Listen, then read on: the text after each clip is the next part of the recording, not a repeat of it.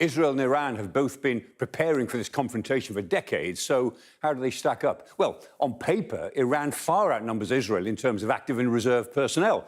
Iran is a much bigger country than Israel, 86 million people to Israel's 10 million people. So the Iranians have got 960,000 personnel, Israel have got 634,000. But this war, of course, won't be about who has the more manpower. It's really about who has the best technology, particularly in the air war.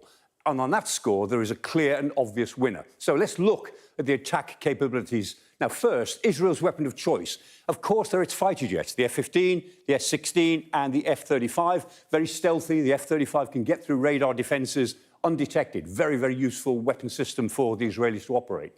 The Iranians, they operate much older Russian jets, and they've lost some of them. They don't work as well. And so instead, they've built up a huge stockpile of missiles and drones. And they include the Shahed 136 that we've seen much of in Ukraine, the Imad, the Khorram Shah, big missile, but this one, the Fatah. There's a whole family of Fatah missiles. They work. The most modern versions of them are thought to be hypersonic, which are really very difficult to defend against. In total, it's estimated that the Iranians may have 3,000 of these ballistic missiles. Most estimates would say it's probably nearer 2,000, but undoubtedly they have a lot of them, and they could keep throwing them at Israel over the coming days and weeks if they chose to do that. And Israel claims that Iran was building up the capacity to manufacture 300 ballistic missiles a month. And that, with their ranges, would put Israel and hundreds of US bases in the crosshairs around the region. So if you look at a range map, undoubtedly, the Iranians have a big capacity building in terms of their ballistic missiles and their drones. Now, over the years, Israel has the most advanced defense system in the world, and it's built it up.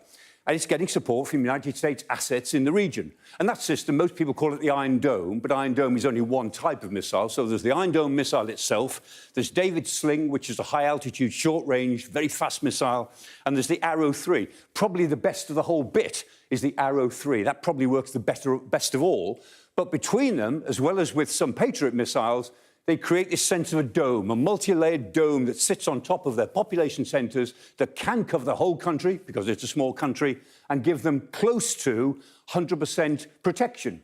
But, of course, no system will ever give you 100% protection. Now, you can see here, action over Tel Aviv. A few missiles did get through, but the vast majority were intercepted.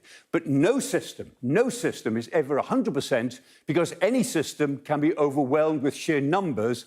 And in that respect, we know that Iran does have the numbers. But in contrast, Iran's air defences are older, they're weaker, and they've been badly hurt by Israel already. Now, the IDF have actually looked at some of these systems. The S-300, an old Russian system, doesn't work that well these days if you know where it is, the Korad 15 and the Tactical Hunter. They're OK, but they're quite old. And the IDF has released these images of them attacking Iranian surface-to-air missiles near Tehran. And there they are. If they can spot them, they can destroy them. They've got enough intelligence to know where they are, even those which are mobile, like the S-300. Once they've spotted them, then effectively they're dead if the Israelis decide to go for them. Finally, Israel has the one thing that they don't want Iran to have: nuclear weapons. The Jericho 2, which is a nuclear weapon-tipped missile.